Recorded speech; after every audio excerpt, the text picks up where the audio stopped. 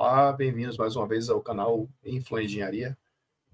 Vamos abordar o tema aqui hoje de segurança em postos de GNV, um trabalho que foi desenvolvido aqui de uma forma pioneira na empresa de gás que eu trabalhava, companhia de gás natural. E hoje estamos aqui com mais um trabalho autoral compartilhando aqui no Influ Engenharia para o deleite de vocês. E sempre com um efeito cover de entrada, bolinho de queijo. Você não é o prato principal, mas é um objetivo assim de provocar uma discussão, um debate, e vocês irem mais a fundo, procurarem explorar mais esse tema, que aqui na Bahia, particularmente, já tem mais de 20 anos, que começou ali na área industrial, nos arredores do polo petroquímico em Camaçari. Alguns postos começaram a explorar essa novidade, que já tinha em outros lugares do Brasil, como São Paulo e Rio. E hoje o Brasil todo conhece o gás metano veicular, como alguns lugares chamam, ou gás natural veicular, até porque a preponderância do gás natural é o metano. Daí algumas regiões terem esse nome. Mas vamos desmistificar algumas coisas aqui, porque a gente, infelizmente, está no país que, de uma maneira geral, muita gente usa a questão do jeitinho brasileiro, que muitas vezes o barato sai caro e o caro muitas vezes custa a vida. Então é importante a gente trazer algumas lendas, folclores, para serem desmistificados aqui em relação ao que é realmente seguro, desde que você esteja de acordo com a legislação vigente, principalmente as normas técnicas.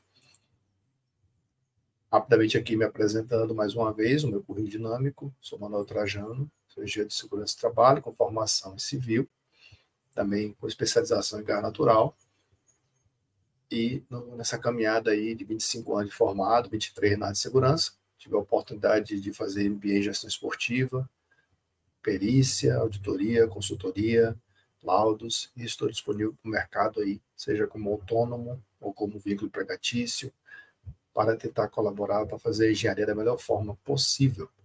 E pedindo gentilmente aí para a sustentação desse canal, desse perfil, fique à vontade aí desde R$1 até R$1 milhão, brincadeira. A gente pode doar o quanto quiser aí, se você achar merecedor. Tá aí o Pix, a chave influengenharia@gb.com, é uma conta no Banco Inter, Manuel Trajano Léo de Andrade. E espero que gostem. Às vezes a gente vai fazer uns trabalhos aqui autorais, já tem uns aí postados, e a gente está sempre trazendo aqui alguma novidade, sempre fazendo as parcerias com nossas networks, se for uma questão de meio ambiente, uma questão de ergonomia, uma questão de perícia de imóveis, paisagismo em áreas verdes, direção defensiva. Eu tenho vários parceiros aqui, que a gente faz trabalho sozinho ou acompanhado. Eu atuo onde eu consigo e é me permitido ser habilitado, tenho competência para fazer, mas o que eu não fizer, eu posso indicar sem problema as pessoas da minha rede de forma híbrida, presencial ou online. Aqui alguns trabalhos assim o objetivo principal é orientar frentistas, gerentes de postos, de GNV, visando sempre a prevenção de acidentes, visando o bom e o seguro uso dos benefícios do gás natural. Muita gente pergunta assim, mas qual a diferença do gás natural para aquele do botijão, o bujão, o GLP? Como o próprio nome está dizendo, ele é gás liquefeito de petróleo. Então, alguns ônibus aí no passado, eu acredito que esteja por aí ainda, estavam usando literalmente GLP. Ele tinha um sistema condicionado, preparado para receber como tal. Hoje é mais fácil encontrar um ônibus elétrico, graças a Deus, né? A evolução tecnológica, sustentável, mais limpa, do que aquele GLP. E em caso de vazamento, ele fica mais pesado que o ar, ele desce, no gás natural ele é mais leve, a tendência dele é subir se você deixar liberdade para isso, mas ele tende a ser mais seguro e mais limpo. Não é totalmente limpo, mas é bem mais limpo do que o diesel, é bem mais limpo do que a gasolina, bem mais limpo que o álcool. Enfim, sustentabilidade. Com relação à eficiência, eficácia, octanagem, explosão do processo do pistão, que faz o motor funcionar, e outra história para engenheiro mecânico automotivo, custo-benefício econômico, tudo, mas para grandes quilometragens, quem roda muito na cidade, viaja muito, e tendo na sua estratégia, no seu rotograma, no seu caminho, os postos de abastecimento, o gás natural ele compensa e muito. Aqui só uma curiosidade da composição típica do gás natural, a densidade relativa dele em relação a 0,62, ou seja, ele é mais leve que o ar. Na relação aos componentes, como ele é um gás natural, tem esse nome veicular porque é direcionado aos veículos automotores, ele tem na preponderância, varia de região para região, 88,82% em volume de metano. Tem também a questão do etano, presença de propano e superiores na cadeia, o nitrogênio e dióxido de carbono. Aqui só uma curiosidade, que não é dado de segurança, nem operacional. Isso aqui eu peguei dados de 2005, mas que é só uma provocação. Os dados já foram muito mais atualizados, mas é só para ter uma ideia de distribuição dessa fatia de pizza econômica no mercado. Acredito eu que não deva ter variado muito nos últimos 18 anos. Mas o industrial, ele toma completamente essa maioria da fatia. Hoje aí, acredito, deve estar girando em torno de 60% a 65% na cadeia produtiva, o uso do gás natural, porque usa na ordem de milhões de metros cúbicos por dia. Aí você pode se achar espantado, né? Pô, milhões de metros cúbicos, porque é volume de gás, não é volume de líquido. Então, esses números, ele pega aí 1.000 metros cúbicos por dia, milhões no mês, e aí vai se somando isso aí. Claro que quando ele pega 1.000 e você multiplica por 24 mil, você tem 24 milhões. Então, faz sentido aí o que eu falei no início. Não vou explorar muito esse tema, porque é uma questão mais de comercial e econômica. Mas só para ter uma ideia de fatia de pizza aí, né? Vai dar fome. Depende da hora que você estiver vendo esse vídeo, vai dar fome, né? 24% é a parte indústria térmica, as indústrias térmicas, que pode substituir a energia elétrica. A gente ouve muito falar isso na televisão, né? Que a conta fica mais cara quando é acionado as termoelétricas, movidas a gás, porque nossa grande bacia hidrográfica, a riqueza natural que nós temos aqui é a água, e as nossas barragens, nossas geradoras. E o comercial aí é uma pontinha, 1%. O automotivo usa muito, relativamente muito, comparado com os países, ainda somos muito tímidos. Mas residencial, e aí o residencial tem aquela coisa, né? Não é a preponderância, é uma parte pequena também, mas é uma questão estratégica também de universalidade do gás natural para chegar à população. Mas o que sustenta, dá o lucro às concessionárias, com certeza, é a área industrial. Aqui também é uma curiosidade, a venda por segmento dentro da própria indústria.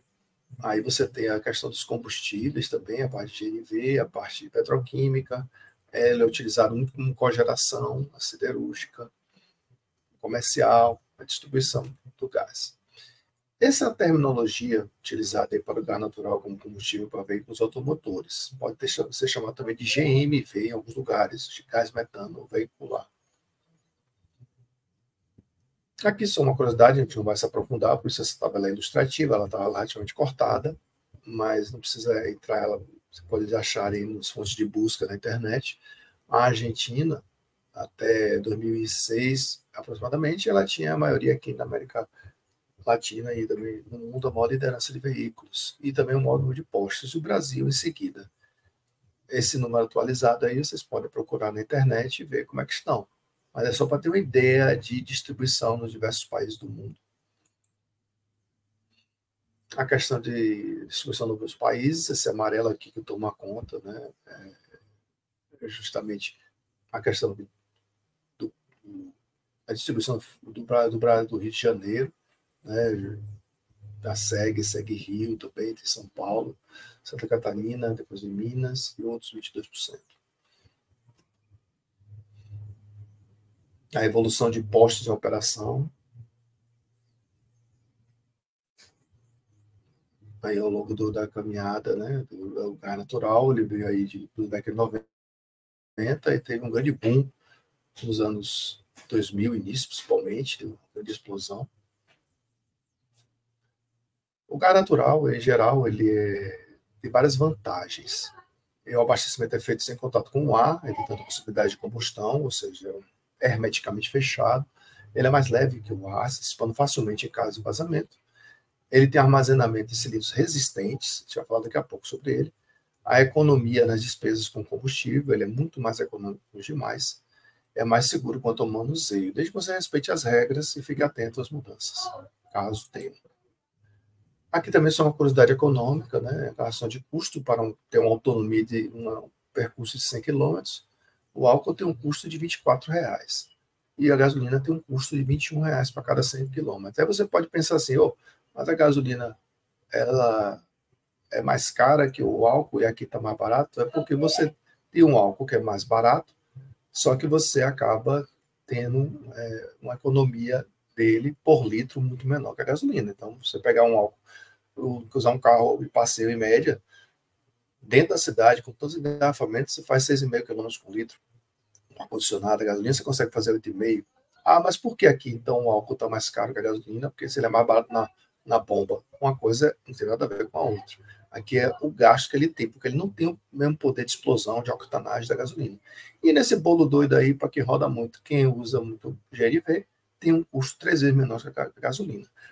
Mas eu tenho aquela questão da mala pequena, vou botar um cilindro daquele de 7,5 metros cúbicos, de 15 metros cúbicos, com a minha mala toda. Então, em primeiro lugar, para você botar o gás natural, você tem que rodar muito.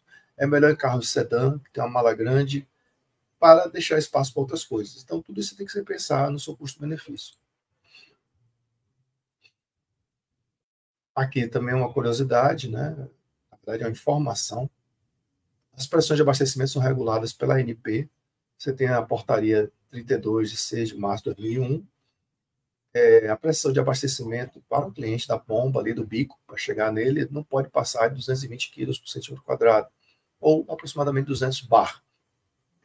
A pressões acima desse limite podem causar vazamentos no sistema, pode diminuir a vida útil do equipamento, correndo o risco de provocar acidentes. Os fins de GNV foram projetados para trabalhar com 220, e a pressão de serviço, a pressão útil dele. Os árvores de botijões de GLP só suportam 7 quilos, é por isso que a gente vai daqui a pouco mostrar algumas fontes de acidentes aí, que as pessoas, no afã do barato sair caro, né? Não foi esse o afã, mas acabou saindo caro, querendo dar um desperto, ou na inocência, ou na ingenuidade, achando que cilindro é cilindro e pega qualquer coisa. Ele olha a diferença do que resiste de 7 para 220.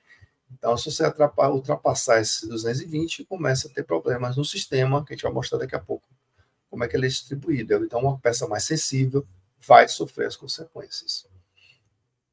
O gás natural ele chega aos postos através de gasodutos com a pressão de 7,5 a 10 quilos, e aqui seja na estrada, numa via, no ambiente urbano, isso tudo é regulamentado pela ANP, e pode chegar aí 21 quilos quando tiver em áreas mais livres, mais abertas. Tudo isso aí é regulamentado. O gás, quando vem lá do Citygate, que é a transferência de custódia do gás que é vendido, em geral, pela Transpetro, para a compra da distribuidora de gás do seu estado, ele é medido para ser comprado e vendido. E ao longo da caminhada, com as caixas de tampa amarela, você tem as estações de redução, pressão e medição. Tem as ERPs também, sem a medição, e tudo isso é distribuído. O gás natural que chega, ele vai ter uma pressão elevada nos compressores, todos os postos têm um compressor, e sobe essa pressão. A pressão que chega no posto é em torno de 4 kg por centímetro quadrado. Mas para abastecer o veículo, ele tem um compressor que eleva essa pressão para 250. Como tem as perdas no caminho, e a ANP regula isso, você não pode sair no bico com mais de 220 kg por centímetro quadrado, ou simplesmente 220 kg. O gás natural veicular ele é comprimido e armazenado em cilindros especiais de aço, que são adaptados ao porta-malas do carro. Para isso, tem que ir nas convertedoras certificadas pelo Inmetro. Não é qualquer loja ou qualquer descredenciado. Existe treinamento para isso, existe certificação para isso, tem um selo que vai ser colocado e tem que ser revisado anualmente. Através do sistema de tubulações e válvulas especiais, esse gás é injetado e misturado ao ar aspirado pelo motor, proporcionando uma queima limpa e eficiente da mistura. A conversão. O que é a conversão? Uma convertedora. Isso aí é uma linguagem que é muito utilizada também quando vai se fazer a conversão do fogão, que ele é preparado na fábrica para GLP, para virar gás natural, a não ser que ele já venha de fábrica para gás natural. um é mais pesado que o outro, é mais leve, os dois são motorizados artificialmente. Então, tudo isso é levar em consideração, questão de garantia. E no meio do automotivo, é o procedimento realizado em oficinas especializadas e credenciadas pelo Inmetro, daqui a pouco a gente vai mostrar o selinho do Inmetro, Instituto Nacional de Metrologia, para adaptar o veículo para o consumo de gás natural. E deve possuir o selo de qualidade. A conversão para o gás natural é executada externamente ao veículo, não havendo necessidade de alterações internas no motor. Então, tem muito aquela questão assim, quando você compra um carro que não é a gás natural, não foi preparado para isso, você vai fazer uma conversão, existem coisas que você tem que saber com o seu fabricante, ou na hora da venda, da compra, melhor dizendo, você vai ter perda de garantia se você alterar um produto que você está comprando, a não ser que você já compre ele assim. Então, geralmente, a adaptação tem que ser feita com conhecimento e informação para não perder seus direitos do consumidor. E os riscos que cada pessoa assume também. Riscos aqui que eu falo não do produto em si, mas riscos econômicos e revenda do veículo lá na frente. Tudo isso tem que ser analisado criteriosamente. Então, para se converter o veículo ao uso GNV, são necessários equipamentos basicamente formados por conjunto de reservatórios, denominado de cilindros. Tem carro que tem dois, tem carro que só tem um, para adicionar e condicionar o GNV. Tem uma rede de tubos de alta e baixa pressão, dispositivo regulador de pressão, tem válvula de abastecimento e o dispositivo da troca de combustível. Perto do volante, no painel em geral, tem uma espécie de interruptorzinho que você vai administrando isso. Quanto de gasolina tem seu carro, se ele for flex, ele vai ter gasolina e álcool. E no momento que você precisar ou quiser acionar outro tipo de combustível, você vai apertar um interruptorzinho que você vai acionar o gás natural. Este selo que você recebe na certificadora, na conversão, deve ser portado pelo proprietário ou condutor, podendo o mesmo fixá-lo no para-brisa do veículo de forma a ser visualizado em ambos os lados, até por uma questão de fiscalização na rua, na pista, para as autoridades competentes. A validade do selo é a mesma do certificado de segurança veicular, é 1 ano, devendo ser substituído a cada inspeção periódica de segurança veicular. O usuário paga pela inspeção e automaticamente recebe um selo. Aí um exemplo ilustrativo. Esse material aqui, gente, eu peguei ele 18 anos atrás.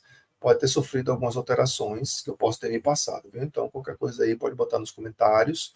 E é bem-vindo qualquer sugestão, uma correção, está aberta aqui essa troca. Eu também aprendo muito com vocês. Então, tem toda uma questão da validade aqui.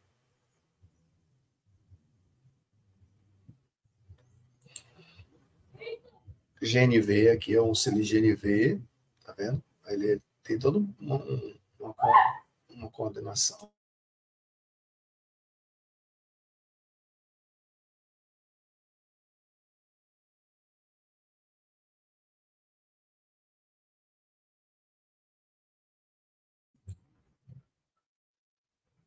Aqui o selo, o cilindro colocado.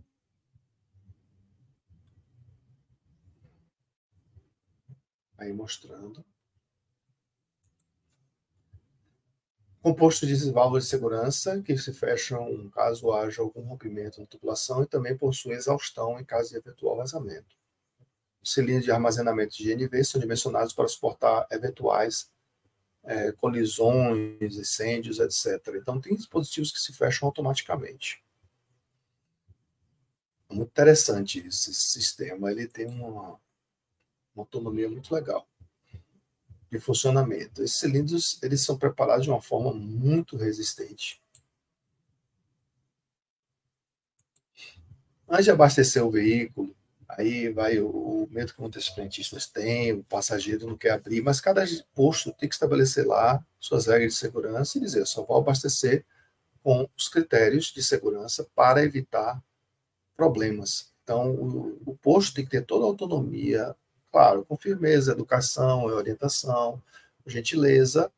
Só vou abastecer se você abrir a mala, porque a gente vai mostrar daqui a pouco, já teve alguns acidentes graves envolvendo gato por lebre, né? Como a gente fala. Então, você tem que solicitar que o condutor e mais passageiros desembarquem do veículo. Alguém pode perguntar, mas por que eu nunca vi isso em gasolina e álcool? Primeiro, por uma questão cultural. você tem todo o sistema hermeticamente fechado, condicionado, e que a luz do pé da letra deveria ser assim para os líquidos. Mas como a gente vê que estatisticamente não tem registros, mesmo de uma forma preventiva, a gente não consegue achar registro de vazamento de incêndio, explosão durante abastecimento para gasolina e álcool, e por ser uma novidade ainda, considerada novidade, o GNV, por ser gás facilmente expansivo e facilmente, aspas, vazável, né? Se a pessoa não der a devida manutenção, é comum e normal, se espere que na hora do abastecimento se saia do veículo. Ah, Trajano, mas eu vou fazer isso aí num lugar perigoso, de noite, deserto, às vezes. Claro, aí vai muito o bom senso. Ele está falando à luz do conhecimento, de dia movimentado, seguro. Procure desembarcar do veículo, se afastar. Se você tem a consciência e a segurança de que o seu carro está tudo em dia, você não burlou nada, quem não deve não teme. Se você achar que está tudo ok, mas mesmo assim pode ter falhas em garantia ou não de serviço que você fez. Então, é humilde e necessário se afastar. Nunca se impulsionar atrás do veículo, que é o local onde o cilindro está. Gente, deixar bem claro aqui que botijão e cilindro não explodem. Quem explode é o gás, quando ele está confinado no ambiente que ele pode vazar. Mas a gente vai mostrar algumas situações aqui que já explodiu sim o cilindro, porque não era adequado para aquela pressão. Então, nunca se impulsionar atrás do veículo, nem permitir que estacione, porque a maioria das vezes o cilindro está na parte de trás. A projeção da explosão, se houver, é em direção aos fundos. O condutor deverá manter uma distância segura do veículo, nunca na parte traseira. Antes de abastecer o veículo, é isso, é proceder ao aterramento junto à válvula de abastecimento. Isso é um procedimento que o frentista faz. Se ele se sentir inseguro, chama um outro colega para poder ajudar, tirar a dúvida. Confie na intuição também. No sexto sentido, como a gente fala, né? Pô, tá uma coisa errada aqui que eu não sei explicar o que é. Chama o gerente, chama uma coisa, pede uma segunda opinião, para ter segurança tanto para o cliente como para ele.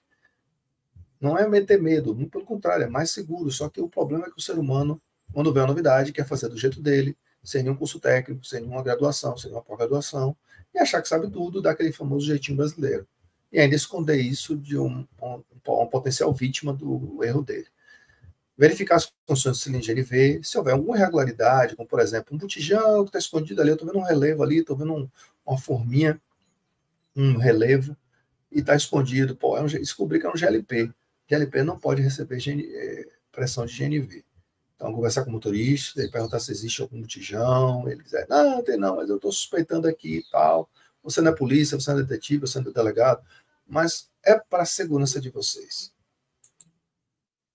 E aí, só uma curiosidade, mostrando aí que o cilindro, que é o reservatório de armazenagem de GNV, ele é fabricado a partir de aço sem costura, ou, que não é a solda, né? Não é a junção de duas calotas que faz uma solda, que é o caso do GLP, e ele passa por um processo chamado de embutidura em chapa plana, feita de aço médio manganês ou aço cromo molibdênio.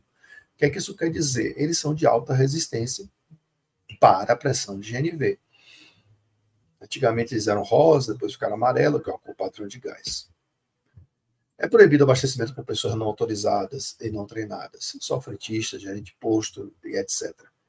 Deve-se desligar o motor do veículo, os faróis, rádio, telefone celular. Por que isso? Porque esses aparelhos criam um campo eletromagnético que podem ser microcentelhas suficientes para desencadear uma reação de micro ou macro explosões. Não é que vai explodir o posto todo, aquele gás vazando ali, mas se tiver acumulado há muito tempo ali, pode gerar algo maior realmente, o suficiente para causar vítimas feridas e até mesmo letais. Então, essa questão de pessoas não autorizadas é porque em algumas culturas de alguns países tem o chamado autoatendimento. Como a gente vê muito em filmes, documentários, nos Estados Unidos, outros países têm um autoatendimento. Eu, particularmente, sou contra. Acho que o autoatendimento só em situações específicas, longínquas, locais desertos, como a gente vê lá nos Estados Unidos, no Arizona, tudo, a questão. Mas, em geral, tem que ter alguém treinado para abastecer. Antes de conectar, imagine a pessoa abastecendo com um cigarro na mão, uma vela acesa, ou falando ao celular com a tela, acendendo a tela de LED, ela esquenta, é uma superfície aquecida. Isso é uma ignição em potencial. Gerar uma centelha é uma ignição em potencial.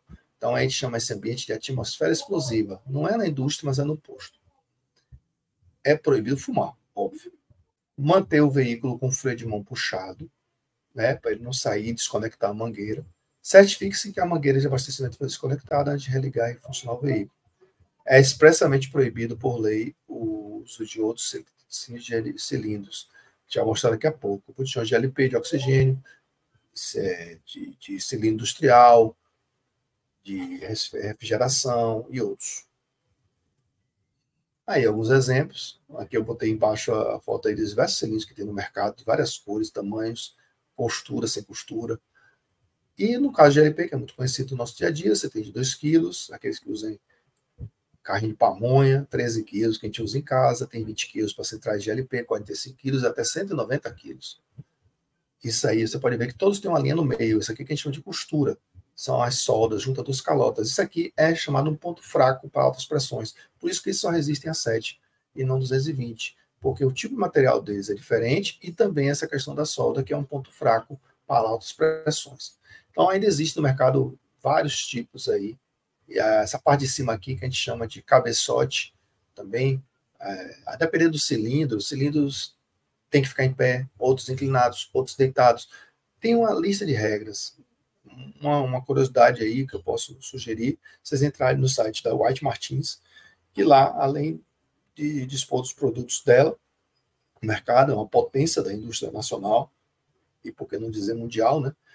Você pode ver dicas sobre orientação e segurança de cilindros. Você pode ver, qualquer dúvida, se pergunta lá no saque deles, e usado aí com muita força também na época do triste momento da pandemia. Aí também uma foto mais ilustrativa de outros tipos de cilindros do mercado, tamanhos, cores, variedades, mas GNV é GNV. Aqui o detalhe do cilindro de LP, o gás com efeito do petróleo, que ele é líquido aí dentro e vira gás no contato com a atmosfera, que é o nosso chamado gás de cozinha. Aqui é só uma curiosidade também em relação à solda no cilindro e à costura. GLP tem, acetileno tem, oxigênio não tem, ar comprimido não tem, nitrogênio não tem. Então eu não vi costura, posso botar GNV nele. Não, pode ser um de oxigênio, porque as pressões de abastecimento variam. Aí você pega o cilindro de GLP, só resiste a um nível de pressão baixa, só resiste a 7. Acetileno é considerado médio, de 23 a 25. Algum momento aqui vocês estão vendo algum de 220, que é a pressão de GNV? Não. Então eu não posso jogar em 150, porque vai partir, vai explodir, vai romper. E essa pressão retida pode causar ferimentos graves ou até mesmo letais. Aqui também, em caso de emergência, importantíssimo isso, a gente fala da prevenção, mas se tiver emergência, em caso de princípio de incêndio, os veículos convertidos para gás natural ou não, apenas o pó químico seco ou gás. O ABC também, que apaga tudo. É muito útil. O gás carbônico pode ser utilizado, porque não basta ser o gás, aí você tem que atuar com resfriamento ou abafamento. É importante lembrar isso, porque tem algumas curiosidades em torno disso, que o pessoal, quando o gás, ele na alta pressão, ele esquenta, mas é uma temperatura que esquenta por causa do próprio princípio químico dele, uma liberação exotérmica. Então, ele vai ter uma leve dilatação, milimétrica, mas tem. Caso aconteça agravamento da situação, a água pressurizada pode ser utilizada para debelar o fogo. É aconselhável evitar, cuidado com choque térmico, importante ter treinamento para os socorros e treinamento de combate a incêndio para aquele ambiente que você está lidando. Peça ajuda ao Corpo de Bombeiros, tem a AVCB no seu estabelecimento, que não é só documentação, mas também treinamento. Contrate um profissional para fazer esse treinamento. Água sob cilindro de gás natural, principalmente se ele estiver aquecido. Cuidado com choque térmico. Os vazamentos de gás. Durante o abastecimento de gás ou em qualquer outra circunstância, feche a válvula do cilindro girando no sentido horário. Coloque a chave comutadora, que é aquele interruptorzinho que tem na posição álcool gasolina, e assim que possível, adote as medidas necessárias. Em caso de acidente ou explosão, quem pode isolar o local, evitar a aproximação de curiosos e deve acionar a polícia militar, o bombeiro, também da central. Geralmente essas centrais são juntadas no mesmo ambiente, mas tente 190, 93, 97, Polícia Civil, Defesa Civil 199, Polícia Civil 97.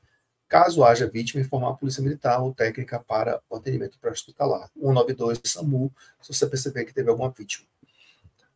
Em caso de acidentes ambientais, vazamentos, tem o Subsídio de Recursos Ambientais, que hoje aqui na Bahia chama INEMA. Aqui é só de ilustração, mas a depender do estado, cada um tem seu nome.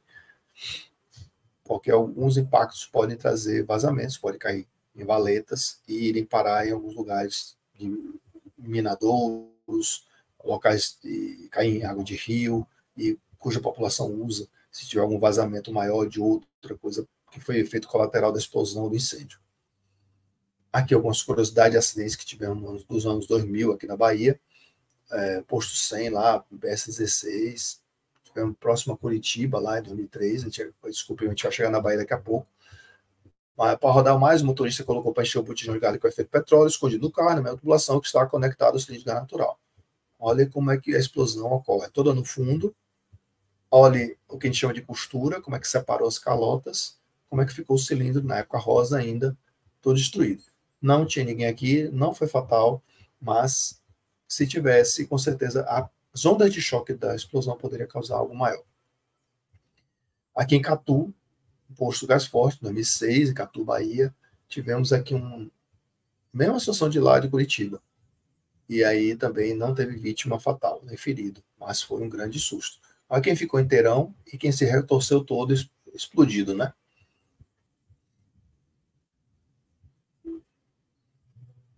Ainda assim, mais fotos. Olha quem ficou lá inteirão. A resistência de um cilindro desse nos testes de fábrica, vocês podem procurar na internet depois. Existem fábricas que mostram no vídeo no YouTube como é que esses cilindros são testados e como é que são feitos.